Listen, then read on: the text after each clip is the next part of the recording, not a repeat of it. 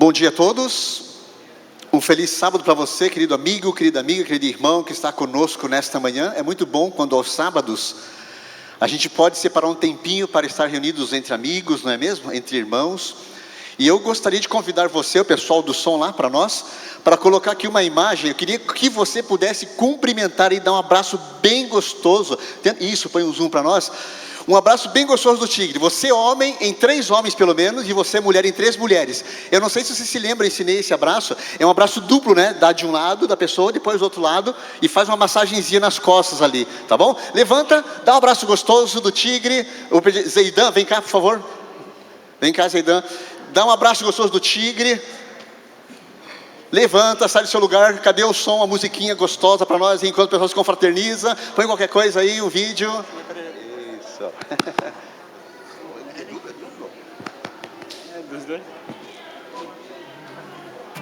Isso. Sai do seu lugar, dá um abraço gostoso. Um abraço do tigre, da tigresa. Da tigresa, isso. Dá um abraço bem gostoso aí, desejando um feliz sábado, uma boa tarde de sábado, quem sabe já uma feliz semana antecipada. A maioria de nós não pudemos nos ver durante a semana, né? Então agora é o momento da gente poder se cumprimentar. Isso, pode ser mais de 3, tá? Pode dar uns 5 abraços, não tem problema, 7 abraços. Teu sorriso é vida em mim. Isso. Eu seguro em tuas mãos, confio em ti, confio em ti. Muito bem, dá um abraço gostoso. Nós temos culto somente aos sábados aqui, né? Não temos culto costumeiramente como nas igrejas convencionais, né? De domingo à noite, quarta à noite. Então, como a gente se vê só no sábado, temos que aproveitar bem o dia, né? Eu não sei se sabia, mas em São Paulo tem uma igreja que também tem o culto só aos sábados. Não sei se a Neide pode me ajudar. A igreja é uma igreja de irmãos lá bem abastados, inclusive. Não, é em São Paulo mesmo. Eu esqueci o nome, Campo Limpo, não é Campo Limpo? Não é Campo Grande. Tem uma igreja em São Paulo lá que tem culto só aos sábados. Interessante, irmãos. Eles passam o dia todo lá. Aí tem culto, escola sabatina, tem almoço entre família, todo mundo leva comida, igual que a gente faz, né? Aí à tarde tem palestra, ou tem o encontro dos jovens, fica o dia inteiro lá. É bem bacana, bem interessante essa igreja. É bem retirada, bem no mato assim, bem sítio mesmo, bem bacana. Né? Mas tá bom, queridos, vocês sabem que existem datas importantes todo ano, né? Tem data, por exemplo, ali, ó, no começo do ano, o Ano Novo, depois temos o Carnaval, temos aí, quem sabe, Tiradentes, né? Outra data importante, lembra aí? Dia da Mulher, né? Que mais? Dia das Mães, Dia da Criança. Semana passada nós estivemos relembrando, né? Não comemorando, porque ninguém comemora, né? Mas estamos relembrando o que? É Dia dos Finados, né? Dia dos Mortos, né? E Dia dos Vivos é quando? Acho que é todo dia, né? Hoje, que dia que é? O que se comemora hoje? Já tentou descobrir o que se comemora hoje? Eu anotei aqui, tem pelo menos 3 coisas. Primeiro, hoje é o Dia Mundial da Qualidade. Sabia disso? Hoje, 9 de novembro, Dia Mundial da Qualidade. Hoje também é o Dia do Hoteleiro no Brasil. Se você tem um amigo que trabalha em hotel, manda uma mensagem, liga para ele. Hoje é o dia dele, do hoteleiro. Mas também hoje é o dia contra o fascismo e também contra o antissemitismo. Não sei se você sabia disso, né? É um dia especial hoje também. Por falar em dia 1º de abril é o dia do quê? 1º de abril, dia da mentira. Isso mesmo, dia da mentira, exatamente. O pastor chegou na igreja, era uma igreja pentecostal, o pastor chegou na igreja para pregar no domingo à noite. E aí então, quando ele termina o sermão, ele diz assim: irmãos, nós vamos para casa agora, voltaremos somente no domingo que vem no nosso culto. Domingo que vem eu vou falar sobre o pecado da mentira. Não era 1º de abril, mas ele disse: eu vou pregar sobre o pecado da mentira. E eu quero que os irmãos durante a semana toda leiam Efésios 7 e 8, ok? Os irmãos, ok, pastor, beleza. Chegou no domingo à noite, o pastor levantou-se para pregar, abriu a Bíblia e disse: irmãos, antes da pregação, quantos aqui leram Efésios 7 e 8? Tinha umas 100 pessoas, 95 mas levantaram a mão. Pastor, eu leio, nós lemos a Bíblia. O pastor disse: então tá bom, os outros 5 podem ir embora, porque não existe Efésios 7 e 8. Efésios vai só até 6. Vamos pregar então agora sobre o pecado da mentira, disse o pastor. Entendeu, né? Não vou falar sobre a mentira, mas quero convidar você para abrir a Bíblia ali em 2 Reis 13. E tem na Bíblia, tá, irmãos? 2 Reis 13 existe na Bíblia. Não é como Efésios 7, 8. Vamos lá? 2 Reis capítulo 13, versículo 20.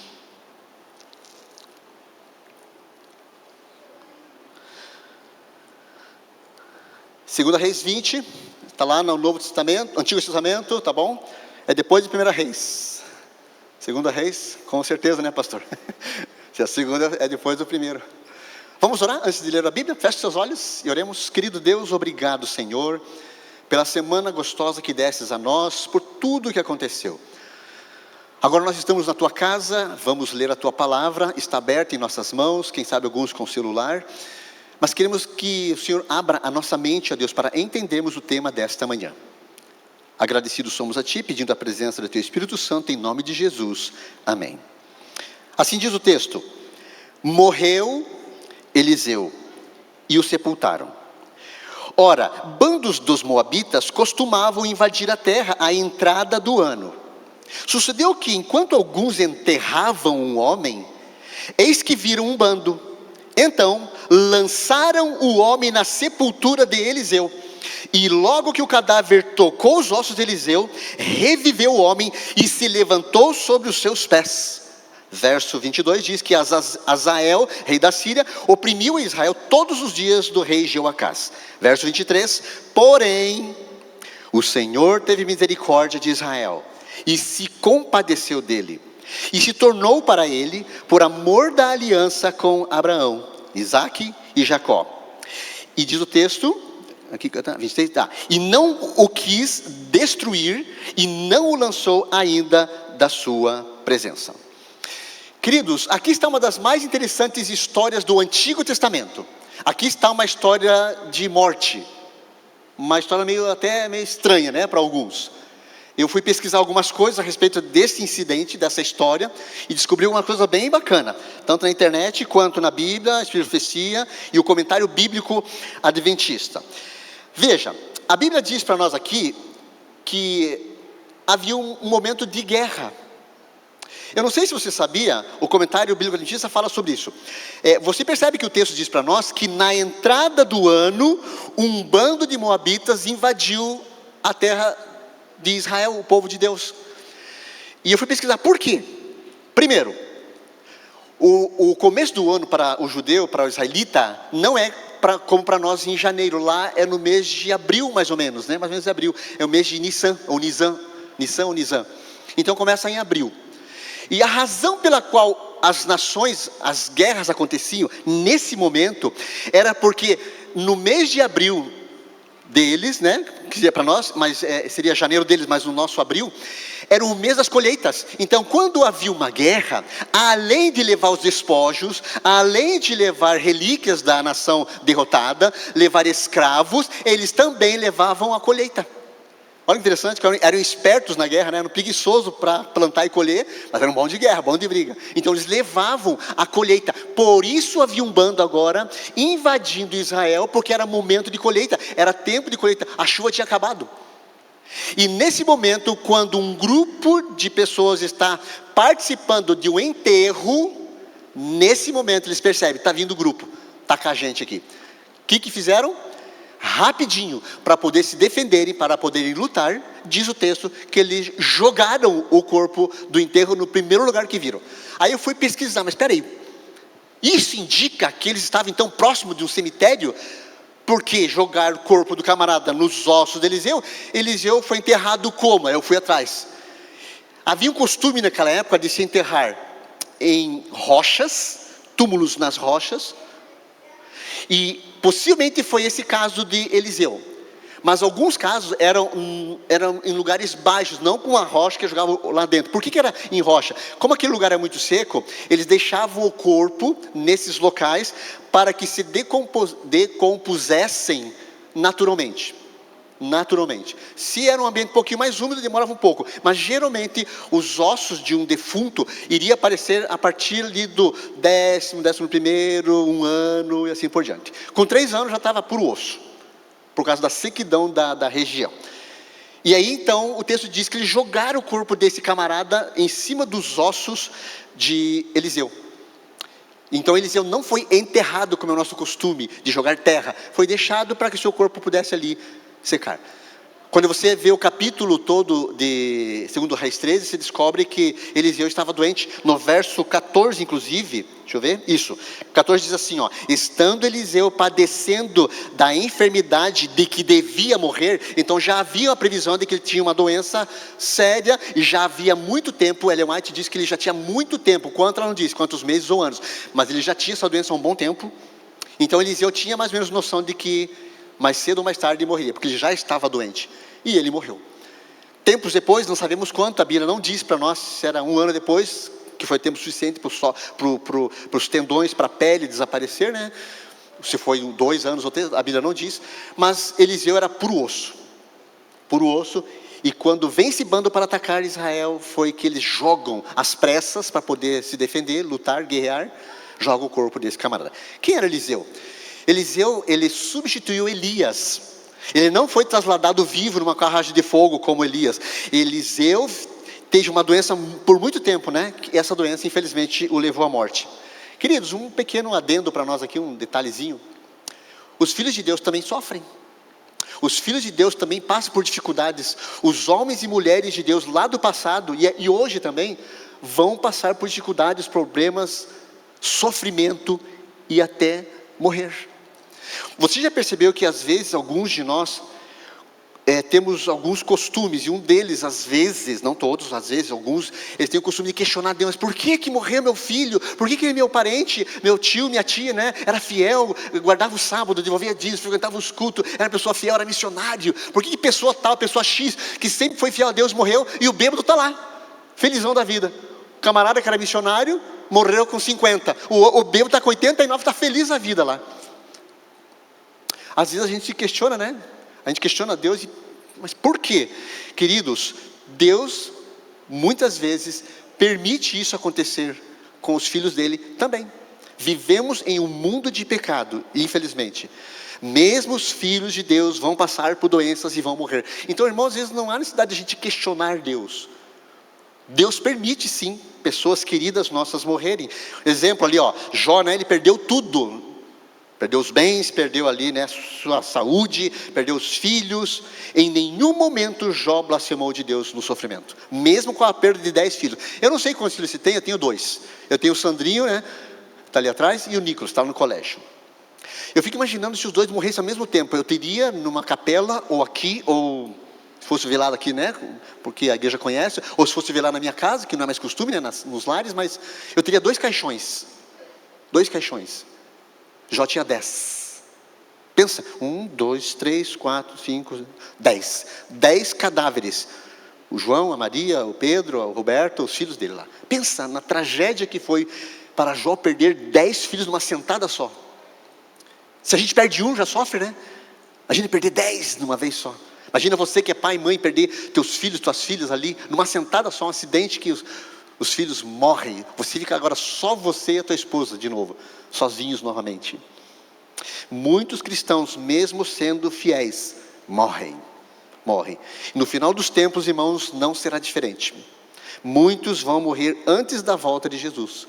E eu achei 2 textos bacanas, no Primeiros Escritos e também no Grande Conflito, onde Ellen White diz assim: alguns serão levados para descansar antes do tempo de angústia. E aí ela vai discorrer o porquê. Muitos não suportariam a perseguição que virá, o sofrimento que virá sobre os fiéis nos últimos instantes. Então, por amor a essas pessoas, Deus vai tirar alguns. Amém por isso? Credo, vamos falar amém. Irmãos, essas pessoas serão tiradas. Ellen White explica: muitos poderão fracassar se permanecerem vivas durante a perseguição, durante o tempo de angústia. Elas podem cair. Para salvá-las, Deus tira elas antes. Outro texto, Grande Conflito, página 622. Muitos serão levados a descansar antes da tribulação. Veremos nosso Salvador voltando, mas muitos irão descansar antes que Jesus venha. Ele vai tirar alguns, queridos. Então, se parente teu, alguém morrer na festa, está firme, animado, dê glórias a Deus, agradeça, Senhor, obrigado. Vai que essa pessoa, vai que se meu filho, vai que meu marido e minha esposa, né, se tivesse vivo na época, né, se perdesse, não ia suportar a pressão, iria cair fora, né? Queridos, esse sermão começa com uma coisa interessante. Eu quero começar a fazer uma pergunta a você. Você já ouviu falar de um profeta que fosse capaz de fazer um milagre depois de morto? Já viu a história de algum morto fazendo milagres? Pois é exatamente isso que a nossa história está falando aqui. É desse momento em que um morto ressuscitado foi ressuscitado por causa de outro morto, por causa de Eliseu. E de acordo com o comentário bíblico adventista, queridos, tanto para as pessoas que viram aquele homem agora ressuscitado, quanto para os que ouviram, causou muito impacto. Porque duas personagens aparecem aqui. Primeiro, o homem que foi ressuscitado, que momentos antes estava ali andando, trabalhando, comendo, vivendo, conversando com as pessoas, morre, todo mundo sabe que ele morreu, está sendo feito o enterro, e quando é feito esse enterro, no momento de crise, ele joga em cima dos ossos de Eliseu. E esse camarada ressuscita. Primeiro personagem é esse. Segunda personagem que foi muito bem lembrado por aquelas pessoas, principalmente pelo povo de Israel, foi o profeta Eliseu, aquele homem de Deus. A Bíblia não cita o nome do que ressuscitou, mas cita o nome do ressuscitador, Eliseu. Mas a Bíblia também cita, irmãos, o nome de muitos homens e mulheres do passado, que tiveram também a bênção, né, a graça de poderem ver um morto voltar à vida, e talvez por ser o próprio intermédio. Exemplo de um deles, Elias. Elias ressuscitou o menino daquela mulher de Sarepta, lembra, né? Que ele morreu. Elias ressuscita. Nós temos outro exemplo de Paulo. Paulo estava em um determinado momento com a igreja. Ele passou sábado, igual a gente aqui, né? Sábado todo com a igreja. Pregou, passou lição, fez palestra à tarde para casais, né? Wagner e Thaís, para os casais, quem sabe, para os jovens. E ele aproveitou, porque ele teria que viajar no dia seguinte. O que ele fez? Eu vou estender o sábado com os irmãos. Tornou-se um sábado grande com aquela igreja. E ele foi pregando, e deu 7 da noite, e deu 8, e deu 10 da noite, e deu lá quase meia-noite, e tinha um rapaz chamado Eutico na janela, assistindo, né, afissurado ali com as palavras de Paulo, mas o sono pegou, e ele cai da janela. Vocês lembram dessa história, né? E ele cai, imagino que o som do corpo batendo no chão, despertou, opa, cadê o rapaz que está na janela, né? E houve um barulho daquele, e todos descem para ver, ele está morto. E Paulo então ali naquele momento ora a Deus e aquele rapaz ressuscita. Jesus, né, ressuscitou um monte de gente ali, o grande amigo dele, Lázaro, né, o filho da viúva da cidade de Naim. Jesus ressuscitou ali a filha de Jairo, né, aquele camarada importante. Mas irmãos, existe algo especial com a ressurreição que foi causada pelos ossos de Eliseu. Nenhum homem, nenhum profeta, nenhum apóstolo ressuscitou outro morto, estando ele morto. Eliseu é o único na Bíblia toda que ressuscita um morto, estando morto. Foi ele o único que fugiu, que quebrou essa prática de ressuscitar estando vivo. Foi ele que realizou isso, que é meio fora de lógica, né? Um morto ressuscitar outro morto. Eliseu aqui, queridos, é uma demonstração clara do poder de Deus, porque o relato de 2 Reis 13 nos fala que Eliseu estava para morrer, e Eliseu estava dando conselhos para os reis de sua época. E se você der uma olhadinha ali no capítulo 13 todo, nós vamos ter ali o rei Joacás que diz: ele fez o que era mal perante os olhos do Senhor, reinou 17 anos e morreu. Vem no lugar dele o filho dele, Jeoacás. O rei Joacás, diz a Bíblia, fez o que era mal aos olhos do Senhor, reinou 16 anos e morreu. Homens que recebiam de Deus orientações do que deviam e do que não deviam fazer através deste profeta Eliseu, que agora estava morto. Antes de sua morte, Eliseu disse ao rei de Israel que pela desobediência dele, Deus permitiria que os moabitas invadissem a Israel. E isso estava se cumprindo tempos depois, ali. Eliseu já estava morto, mas o que ele falou que ia acontecer, aconteceu exatamente como ele havia dito. A figura de Eliseu para os reis de Israel sempre foi a de um homem que trazia mensagens de um Deus vivo. Eliseu estava morto, mas a mensagem era de um Deus vivo. Pergunta: estaria morto também o Deus de Eliseu? Para não livrar o seu povo? Para não livrar Israel? Estaria Deus ainda com o povo de Israel? Foi durante o enterro, foi durante um momento triste para alguma família, que Deus mostrou que estava vivo e disposto a realizar milagres em favor do seu povo. Quando os moabitas chegaram para invadir a terra de Israel, queridos, eles simplesmente largam o cadáver. Era um momento de desespero, quem sabe, para eles, porque ou lutavam ou morriam ali. Ao tocar o corpo ou os ossos de Eliseu, o defunto revive, e ele põe-se em pé para espanto de todos. Eu não sei se você já teve a oportunidade de estar num velório e o morto se levantar. Pesquisa aí no Google, se você buscar aí, você vai encontrar. Existem fatos interessantes, alguns deles reais, de pessoas que estavam mortas, crianças, bebês, jovens, adultos, que estavam mortos e se levantam do caixão. Por alguma razão, né, eles se levantam, ou o corpo se mexe. O que você faria se você estivesse no velório e o defunto levantasse? Sentasse no caixão? Já parou para pensar? Eu imagino que você sairia correndo. Eu acho que você ia ficar com medo. A maioria do pessoal ia ficar um pouco assustado, porque é sobrenatural isso, né? Não é normal um defunto se levantar. Pior se ele levantar e falar, né? Senta no caixão e fala: o que eu estou fazendo aqui? O que aconteceu? Pensa na cena. Deve ser tenso, né? Deve ser tenso. O cara levantar ali, estando morto. Mas para espanto de todos, aquele homem se levanta sobre os seus pés, diz a Bíblia. Aquele homem foi uma prova viva de um Deus vivo. Eliseu estava morto, mas aquele homem era a prova viva de que Deus não estava morto. Se eles tivessem dado ouvidos à mensagem do profeta morto, Deus daria a vitória ao seu povo, porque aquela ressurreição era prova disso. Aquele milagre foi uma prova definitiva de que Deus ainda amava o seu povo. Deus ainda amava o povo de Israel. Olha o verso 23. 23 diz assim: porém o Senhor teve misericórdia de Israel e se compadeceu dele e se tornou para ele, por amor da aliança que tinha feito com Abraão, Isaque e Jacó. Amém por isso? Eu queria fazer aqui algumas aplicações para nós desse milagre. Quantas vezes, meus queridos, nós somos atacados por problemas, dificuldades, situações difíceis, doenças, às vezes até mesmo a morte. Quantas vezes nós somos atacados por diversas situações que nos fazem nos perguntar o seguinte: será que Deus está vivo para mim? Será que Deus está vivo para os meus problemas? Por que a minha vida parece uma sucessão de derrotas? É problema atrás de problema. Eu saio de um problema, mal saio dele, vem outro. É uma situação financeira, um problema no casamento, um problema com o filho, é um problema lá no trabalho, é um problema na faculdade, é um problema na igreja, é um problema pessoal, é só eu e Deus. Minha mulher não sabe, meu marido não sabe, meus pais não sabem, é eu e Deus só. A nossa vida muitas vezes, queridos, parece uma caixinha de tristezas. Uma caixinha de tristezas. Perguntamos: por que quanto mais eu quero fazer as coisas certas, mais eu faço as coisas erradas?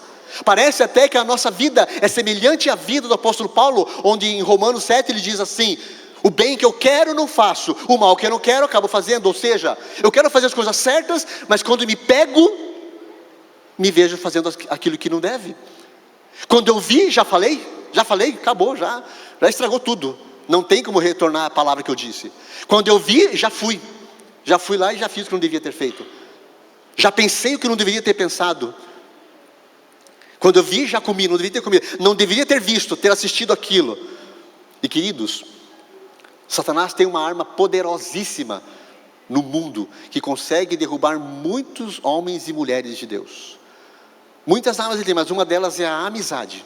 E queridos jovens, as crianças aqui presentes, tenham muito cuidado com os amigos. Satanás usa essa arma para afastar a gente de Jesus às vezes. Mas tem outras armas que Satanás usa. Outras armas. Talvez não use a arma da amizade com você porque não dá certo. Mas ele usa outra arma. A gula. A moda. O orgulho. Um celular. Um filme, uma série. Passamos mais tempo diante das coisas do mundo que diante das coisas de Deus. Às vezes, se a gente pudesse parar para analisar os minutinhos do nosso dia, quantas horas eu gasto vendo memes, TikTok, Instagram, coisas assim da área tecnológica, televisão, filmes, séries, novelas e que seja o que for. Quantas horas eu faço por dia diante desses eletrônicos? comparado com o tempo que eu passo diante do Senhor, diante da sua palavra, da Bíblia Sagrada. E a gente diz que Deus é importante para nós, mas o nosso tempo revela isso. A maneira como usamos as 24 horas que Deus nos dá, 8 para dormir, 8 para trabalhar, e sobram 8 para fazer o que quiser. Nessas 8 que sobram para fazer o que quiser, o que eu estou fazendo? Eu estou fazendo aquilo que Deus quer? Com as 8 que sobram? Quantas vezes, irmãos, nós nos perguntamos: Senhor, o Senhor está vivo para mim? Será que esse sofrimento meu vai durar eternamente? Até o dia da minha morte? Ou até o dia da volta de Jesus? Quantas conversas, queridos, quantos debates pessoas fazem consigo mesmas todos os dias sobre sua vida espiritual. E talvez você já tenha feito isso, se questionando: meu Deus, o que eu fiz? Eu sou adventista há 1 ano já, eu sabia que era errado e fiz. Sou adventista há 5 anos, sou adventista há 10, sou adventista há 50 anos, e eu fui capaz de fazer de novo. Mas que tongo que eu sou, que tonto, que sem noção. Quantas vezes pessoas discutem consigo mesmas, quantas vezes conversas e debates são feitos entre nós e Deus, e questionamos a Deus: Senhor, o que acontece comigo? Eu te conheço faz tanto tempo, e de novo caí, de novo errei, de novo pisei na bola, de novo, Senhor, de novo. O que acontece comigo? Queridos, o mesmo Deus que realizou aquele milagre está tão interessado em seus problemas, em sua vida espiritual, quanto você mesmo. Não há dor que Ele não sinta com você. Amém por isso? Não há dor, querido, querida, que Deus não sinta com você. Não existe tristeza que o coração de Deus não perceba. Teu marido não percebe, mas Deus percebe. Tua esposa não percebe, mas Deus percebe. Não existe uma lágrima sequer que Ele não veja e sinta com você. Aquela lágrima que às 2 da manhã teu marido está lá do teu lado, talvez até roncando já, dormindo, e aquela lágrima se desfaz no travesseiro. Só Deus viu, e você. Não há uma lágrima que você derrame, querido amigo, querida amiga, querido irmão, querida irmã, querido jovem, que Deus não perceba e sinta com você. Tua esposa está dormindo, no melhor do sono, você está no escuro do quarto, olhão abertão lá, acordadão, parece uma coruja. Por que está acordado naquele horário? 2, 3 da manhã. E de repente cai uma lágrima. Você está pensando na vida, nos problemas, nas contas, em tanta situação, no casamento, no filho que está fora da igreja. Tantos problemas. O mesmo Deus, queridos, que estava ali à disposição do povo de Israel, também está hoje à tua e à minha disposição. Está à nossa disposição hoje. A vitória estava tão perto de Israel, a vitória estava garantida para Israel, e a vitória hoje também está perto de você, muito mais do que você imagina. Está bem pertinho. Tão certo como Deus vive, Deus quer dar a você, meu amigo, minha irmã, meu irmão, a vitória. Amém por isso? Deus quer dar a você a vitória. E eu queria fazer um convite a você nessa manhã. Não estou pregando eu nessa manhã para alguém que precisa ressuscitar? Credo, mas eu estou vivo, estou aqui, está batendo. Eu estou falando no aspecto espiritual. Talvez eu e você estejamos mortos espiritualmente. Mortos espiritualmente. Vivos fisicamente. Estamos andando, trabalhando, comendo, vivendo, para lá e para cá. Escola, faculdade, trabalho, casa, amigos, esporte, aniversário. Estamos vivos fisicamente, mas mortos espiritualmente falando. Não estou pregando para alguém que gostaria de nesta manhã dizer: Senhor, ressuscita a minha vida espiritual, Senhor. Eu te conheço há tanto tempo, eu conheço o Senhor há tanto tempo, e como é que eu consigo fazer desse jeito ainda? Eu estou morto espiritualmente. E talvez meu irmão, minha irmã, eu esteja pregando para alguém que, se morrer esse ano ainda, em 2024, ela diz assim: se eu morrer esse ano, eu estou perdido. Se eu falecer em 2024, eu estou frito. Eu sei que eu fiz ontem, semana passada, é o filme, né? Eu sei o que você fez no verão passado. Eu sei o que eu faço, eu me conheço. Se eu morrer em 2024, eu estou perdido. Eu estou perdido porque eu me conheço, eu sei o que eu faço. Minha esposa não sabe, meu marido nunca vai imaginar o que eu fiz, meus filhos nunca vão imaginar que, meus pais não vão saber nunca, eu fiz bem feito, mas Deus sabe. Talvez pessoas possam dizer assim para si mesmas: se 2025 for o último ano, eu tenho só 1 ano e 2 meses, talvez nem isso, para me acertar com o meu Deus. Mas se eu morrer em 2025, vai ser meu último ano na terra. Eu tenho quase certeza que eu vou me perder, porque eu me conheço. Não gostaria você, meu irmão, minha irmã, querido jovem, querida jovem, de nesta manhã reconsagrar a tua vida a Deus? Dizer assim: Senhor, assim como o Senhor ressuscitou um homem lá no passado que estava morto, ressuscita a minha vida espiritual também, Senhor. Porque um dia eu te aceitei, um dia me batizei, um dia publicamente eu disse sim para pelo menos uns 3 itens daquele tal do certificado de batismo, né? Aqueles itens que eu disse que ia ser fiel nisso, naquilo, papapá. Mas as coisas parece que mudaram e eu fraquejei em algumas vezes, em alguns aspectos, eu errei. Talvez hoje eu nem veja mais pecado naquilo que lá atrás me ensinaram que não era tão legal fazer. E hoje eu não vejo mais pecado nisso. Abre meus olhos, Senhor Deus. Abre meus olhos, Senhor. Abre meu coração também, Senhor. Senhor, olha por mim, por favor.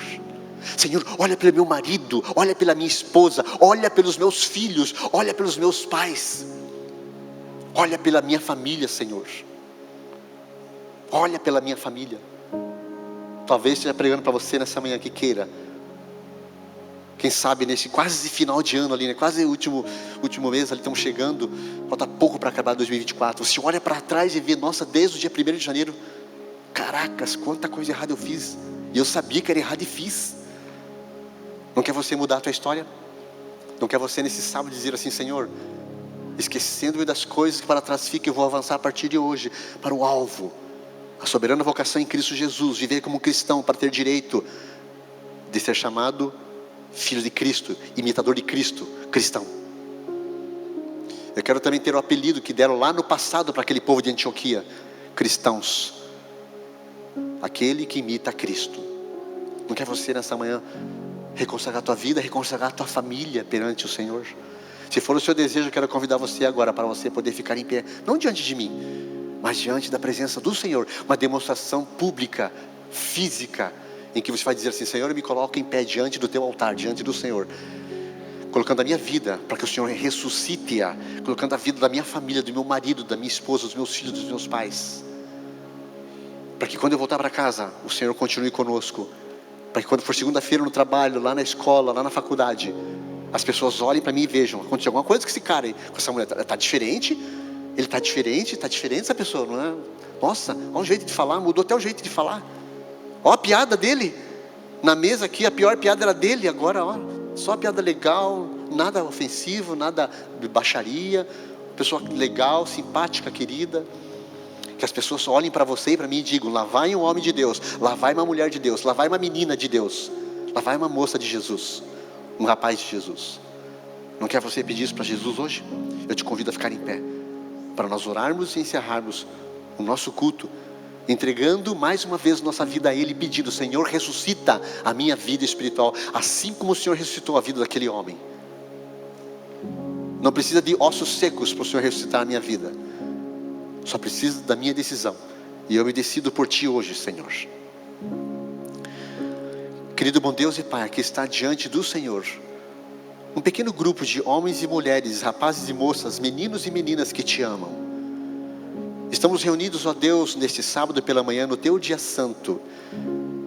Também sabemos que existem muitas pessoas, ó Deus, por esse Brasil afora, no sábado também reunidos, ó Pai. Quem sabe no fuso horário diferente, já estão, quem sabe, indo para casa almoçar. Mas nesse dia pessoas se colocaram diante do Senhor para Te adorar. E nós também estamos aqui hoje, ó Deus, aqui em Pinhais, no Colégio Adventista, para dizer ao Senhor que nós ficamos tristes, ó Deus, muitas vezes conosco mesmos. E o Senhor sabe do que eu estou falando. O Senhor conhece a nossa vida, nosso coração, nossas mentes, nossos pensamentos. O Senhor sabe, ó Deus, aquilo que nós fazemos escondido dos outros, mas não escondido dos Teus olhos. Ó Deus, talvez nós estejamos mortos espiritualmente. Dizemos que Te amamos, dizemos que Te conhecemos, mas a nossa vida prática não revela isso, não demonstra isso, Senhor. E agora, Pai, queremos colocar nossa vida diante do Teu altar. Por isso estamos em pé diante do Senhor. Queremos colocar, ó Deus, a vida da nossa família, do nosso filho, da nossa filha, dos nossos filhos, das nossas filhas.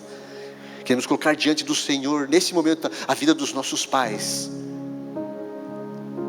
os nossos amigos de trabalho, Senhor, que sabem que somos adventistas, colegas, amigos e amigas lá da faculdade, da escola, que sabem que somos cristãos. Mas talvez, ó Deus, o testemunho que demos a eles não foi dos melhores. Pedimos perdão por isso, Senhor. Perdão, Senhor. Mas a partir de hoje, ó Deus, que haja uma ressurreição em nossa vida espiritual. Que possamos, ó Deus, te buscar mais e mais. Que possamos, ó Deus, separar tempo de qualidade com o Senhor. Porque nós passamos tempo, Senhor, diante de telas, tecnologia, internet. Talvez até por questões de trabalho. Mas, Senhor Deus, que possamos separar tempo de qualidade com o Senhor diante da Tua palavra, o Teu livro sagrado, a carta de amor que o Senhor mandou para nós aqui na terra. Obrigado a Deus por esta oportunidade. E ao nós voltarmos para nossa casa agora, nós queremos que o Senhor seja o nosso hóspede de honra. Seja o hóspede de honra da nossa casa, do nosso lar. Que a televisão lá em casa veja somente aquilo que te agrada.